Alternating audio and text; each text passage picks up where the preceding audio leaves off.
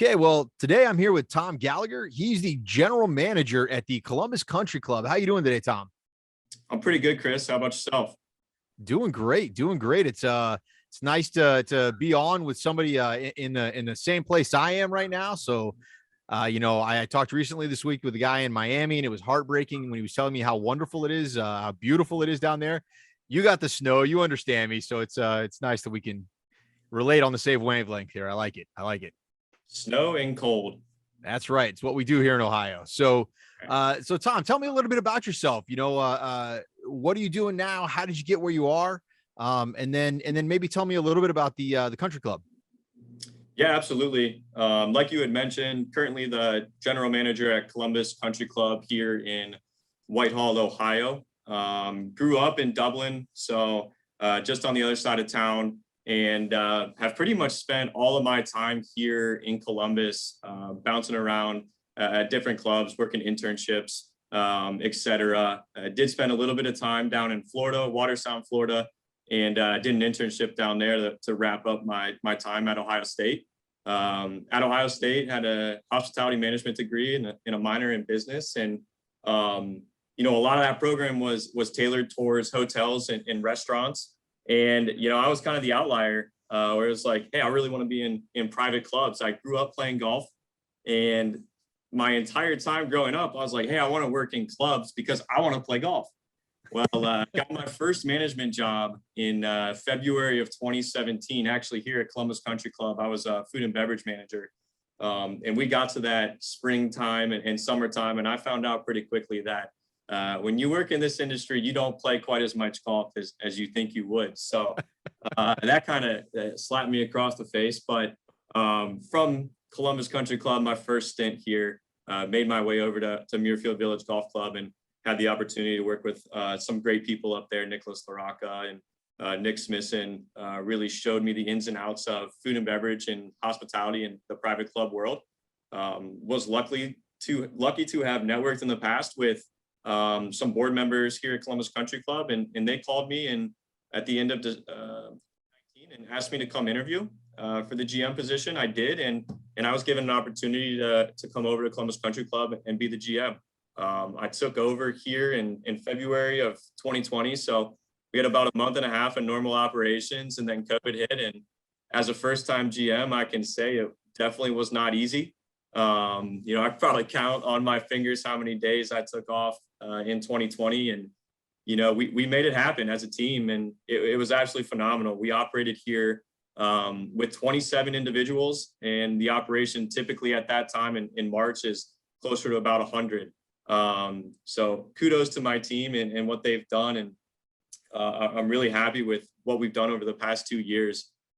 Just to give you a little idea of who we are over here at Columbus Country Club. We are the oldest club in Columbus. So we were founded in 1903. We hosted the 1964 PGA Championship, and in 1962, our clubhouse burnt down.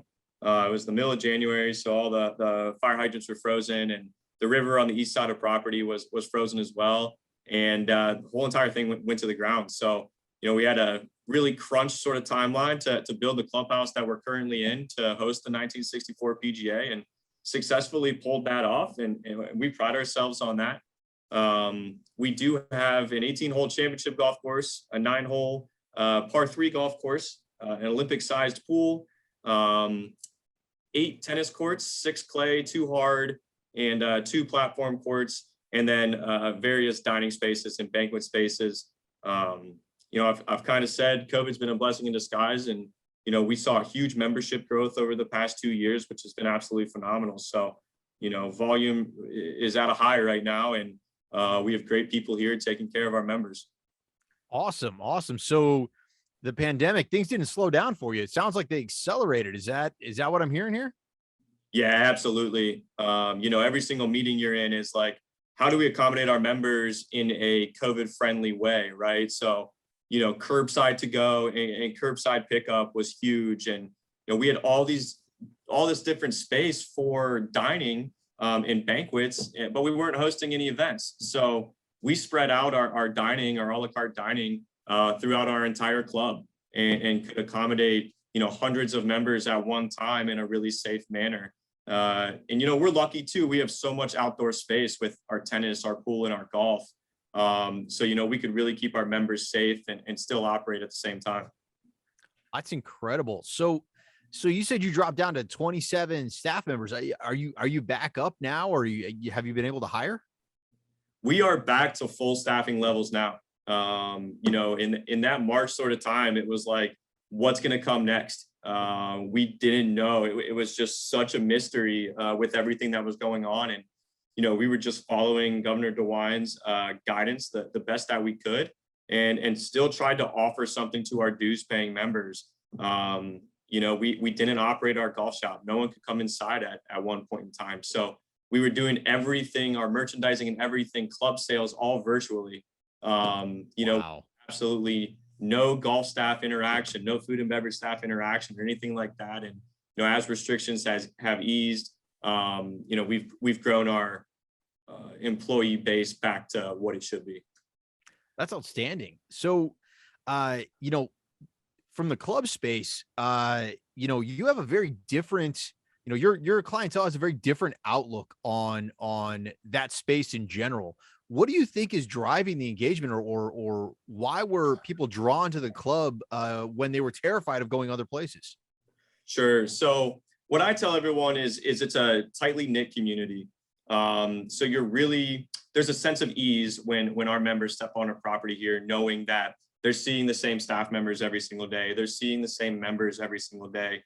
And then all the different precautions that we took. We were spraying down every single door handle, every single chair, every single table, piece of equipment. I mean, any high touch point areas, all of our restrooms, our showers, everything, daily and honestly multiple times daily, and really invested in some high quality products to make our members feel as though they were safe. So, I use the word safe haven and ease a lot with our members coming out here to property, and obviously being outdoors with the guidance that the CDC has given really gives us an upper hand in getting people out here and utilizing our outdoor facilities.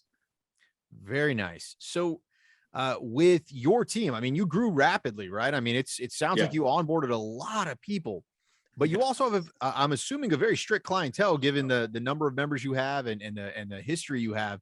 So how are you keeping everybody, at the same page? How are you handling training? How are you handling development? What does that all look like for you? Sure. I was lucky to inherit a couple of really, really good department heads that have been here for 5+ years. And, some of our department heads have been here up to 47 years. Wow. So they've seen this place operate at its peak. They've seen the hard times and they've seen the club get through it. And, I was really able to lean on them and listen to what they were thinking and what their thoughts were to stay cohesive as a team. We constantly communicate as a team and make sure that we're all on the same page. And we have weekly management meetings to kind of look out 2, 3, 4 weeks at a time. If we have an event 3, 4 weeks out, we kind of run through all of our processes of that event. Like, hey, who's in charge of the F&B for this? Who's in charge of ordering this? Who's in charge of setting up this? And we lay it all out there in black and white. And I think that's the easiest way to do it. We've created processes and standards and procedures in every single department. So when you walk in here and, we are managed by Troon, which is headquartered out in Scottsdale, Arizona. And one big benefit of Troon is their training programs and job descriptions. So we have a job description and training program for every single position here at the club, from dishwasher all the way up to food and beverage director, executive chef, director of golf, you name it. We have policies and procedures for all of those individuals. And like I said, a lot of it's communication. And we just always stay on the same page. We communicate daily and make sure that we have open communication. Don't hold anything back from each other. That's outstanding. So as a leader and you've got all these processes, you've got expectations set high. How are you as the general manager? What are you doing every day, every week, every month to make sure this all works and that people are really engaged with what it is you're doing? They're not just, reading a process off a piece of paper. Yeah. I really lean on my department heads a lot for this. I like to say that I hire professionals around me, and then I trust their opinions. I would never look at my superintendent and say, I know how to mix chemicals and herbicides and fertilizers better than you do, because it's just not true. So, I look at him and I say, tell me what your professional opinion is. And, I have you in this position for a reason, so I'm going to trust you. And they take my culture that I've instilled with my department heads and pass it down amongst all of their middle management staff and entry management staff, and then their hourly employees. I'm on the ground on a daily basis. I don't believe in sitting in your office and crunching numbers on your computer at all times. I think you got to get out and see not only your staff but also your membership. And if something needs to get done and there's no one around to do it other than yourself, you need to jump in and do it. And I think the staff responds best to that. Whether it's a cocktail that needs to be made or a dish that needs to be run out to a table, or, a golf cart needs to be pulled up, whatever it is, I'm happy to jump in and do whatever it is to take care of our membership and our guests. And that's the mentality and that I instill amongst our department heads. And then that's what they instill amongst their staff. And kind of going back to that daily communication, I think it's really important to have that daily communication. And that's when you find out when things work and when they don't. You can be standing there at the bag drop and find out that your bag room procedures they're not efficient enough, and you got to make some tweaks to it, but you really got to see it firsthand. So that's why I'm a firm believer in daily communication with your department heads, and then also being out on the floor and on the ground at all times. That's great. So if you're out and you're around, that means your team it feels comfortable enough to come approach you and to say, hey, look, Tom, I realize you wrote the process for the bag room. Right. It's not really working that well. Do you, right. Would you mind if we tweaked it like that? Do you have that level of open communication, and how do you take that as a leader? How do you encourage that feedback and then turn it around into something great?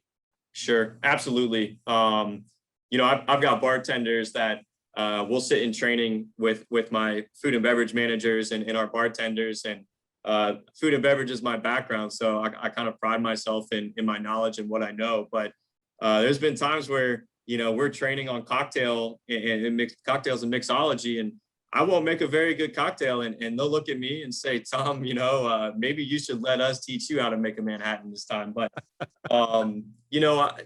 I'm very easygoing, and I appreciate constructive criticism, constructive feedback. The more that I can learn from these individuals that we've hired around us, the better. It only makes me better. So I'm a firm believer in knowing your whole staff's names. If there's a food runner or dishwasher, one of our backroom guys or guys out on the grounds crew, I pride myself in knowing all their names and knowing a little bit of information about their background. And I think that's what opens up that more candid communication, more honest communication. And, at the end of the day, what I like to preach is we're all working towards the same goal. We want to delight our members and show them a superior experience, and then provide a superior product. So, everyone knows that. Everyone knows we're on the same team, and it's not meant as a dig at anyone. It's just hey, here's what my thought is. And I absolutely welcome that kind of open communication. That's awesome.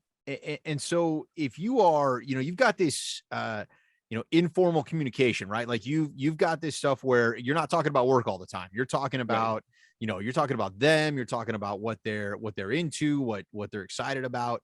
How are you using that past just, building a rapport? Like, how are you taking that information and turning it into something actionable? Sure. It's really similar to the communication that we would have with our members, right? So you find out that, someone has a grandson that plays soccer, and last weekend they went to his soccer game. And, one of the first things that I would think when I walk in that next week is, hey, Bob, how was Jimmy's soccer game? Did you enjoy it? And it's that personal connection, that you create that really makes the big difference. And that's what we try to do with our members too, is give that personal connection and really go above and beyond in their personal lives. I like to reward our employees.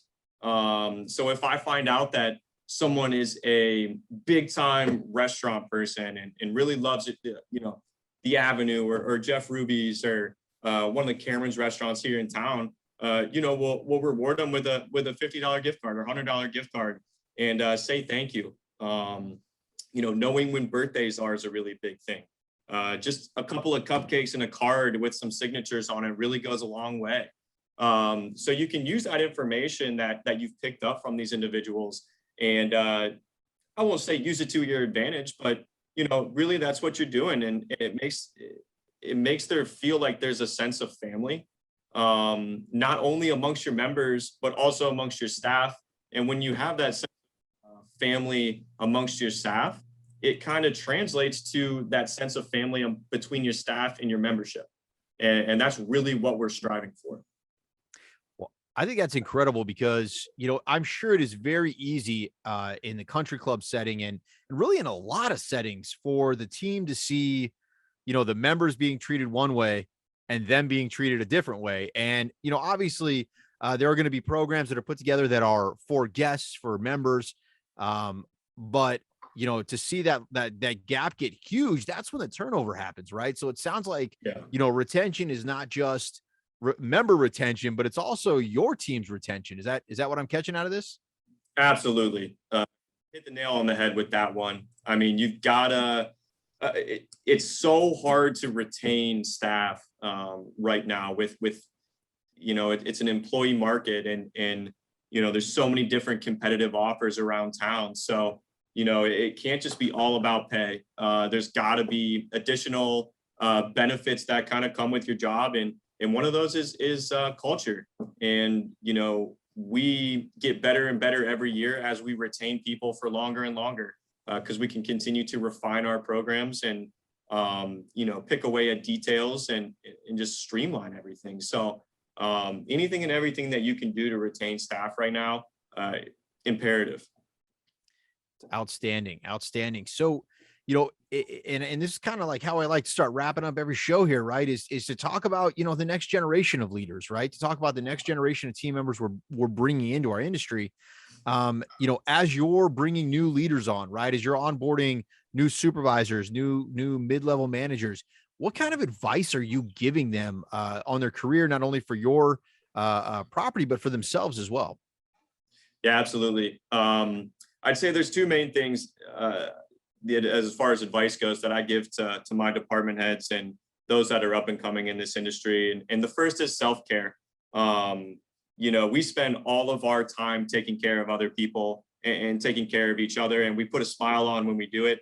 And it's exhausting, especially when you're doing it all day, every single day. So you need to find time and schedule time in your days to take care of yourself. Whether it's going to the gym or taking a walk or seeing family, being at home with pets and significant others, whatever it may be. Me personally, being at a golf club, country club, I like to go hit golf balls. I like to go out super early in the morning and play golf and really just clear my mind and get a little bit of physical activity going.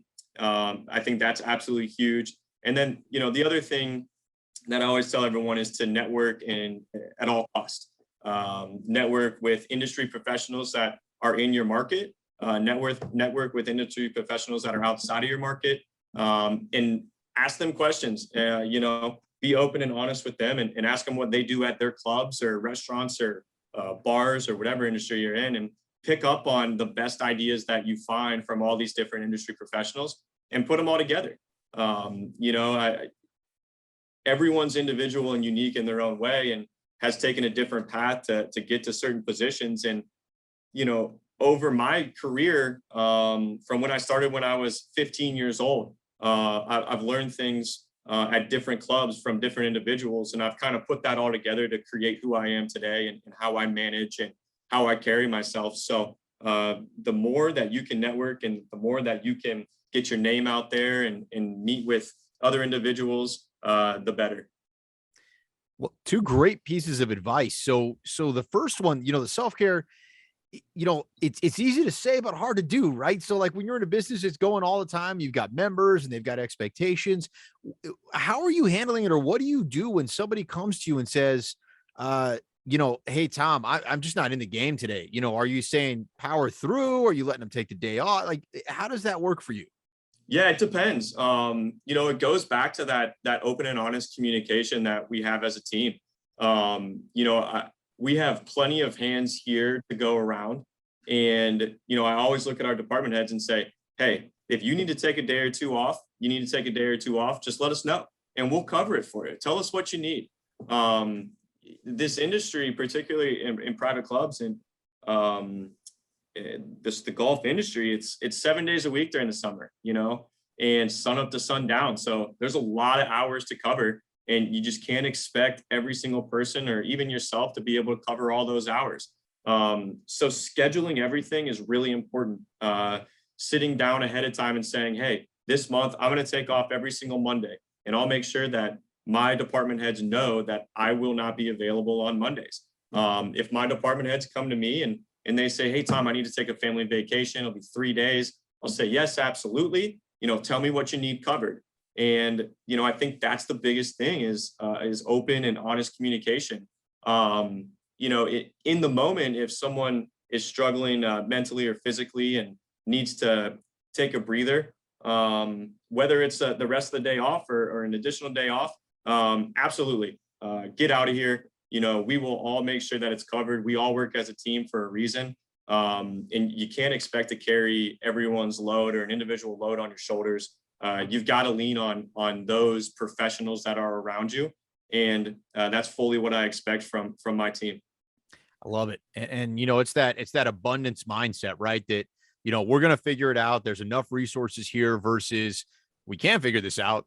There's never enough resources. And I think that's the change that everybody's going to have to get used to in this industry is that, that self-care, that importance of placing that value on the associate, really on the employee is here to stay, right? That's not something that's just post-pandemic, Right. is going to fade away. It's the expectation now. I like it. Yeah, no doubt. And then you talked about networking, right? So as a leader, obviously you are probably much more connected than your team is, right? Mhm. What kind of things can you do to help your team grow their network, right? Through your network? Sure. I do brag about my team an awful lot. That's one way that I go about it. But it's other things such as, our CMAA opportunities. I've gotten my assistant GM into the Club Managers Association of America and looked at him and said, hey, let me know what meetings you want to go to and we'll get you there. I try to call around town and ask other GMs or send emails. What does everyone have going on? And tell me about this and tell me about that. How are you structuring your various departments? And, I always try to drop my department heads' names in those kind of conversations. But also when we travel to different locations for swim meets, say, for example, or local meetings or, various golf outings throughout the summer, I always try to take a department head with me. For example, we have our board retreat every single year, and we try to get off property to do that and talk about the upcoming year and what we're going to try to improve. And I always ask department heads to come present at those meetings. And, we'll go to another club around town and I'll ask that GM or assistant GM, hey, do you mind giving a quick, rundown of your facilities for my department heads that are coming with me? And, that's another way to network. I lean on my department heads and their networks as well. My superintendent is so plugged into the golf course superintendent world, and he's absolutely phenomenal. He's heading out to Torrey Pines this weekend for the Farmers Insurance Open, and is going to be out there with some of the world's most elite superintendents. And him being out there and being able to drop the Columbus Country Club name and drop my name it's all beneficial to us. And my golf staff is heading down to Orlando this weekend for the PGA show. So, we provide a budget for department heads to participate in some of this travel and participate in this education and networking opportunity. I think that's also a really big piece of it. Well, that's incredible. So, between taking care of yourself and then having, your leaders take care of you through their network and then of course, obviously making it a holistic growth opportunity throughout the entire property. That's not only great advice to be aggressive networking and self-care, but then also great tips on how to actually make that come to life instead of just making it good stuff to say. So I really appreciate it. Thank you for that. Absolutely. Well, Tom, that's our show today. I really appreciate you being on. If people are trying to find out more about you or find out more about the country club, where can they go? Absolutely. I am on LinkedIn. You can find me on LinkedIn, Tom Gallagher. Other than that, we're here in Whitehall, Ohio, 7 days a week, 365. So you're more than welcome to stop in off of Broad Street and see what we're all about. Be happy to show you around our facilities and show you what our culture is all about here at Columbus Country Club. Awesome. Well, thank you very much. And I'm sure people are going to take you up on the invite there, Tom. All right, Chris, I really appreciate you having me on. All right. Have a great day.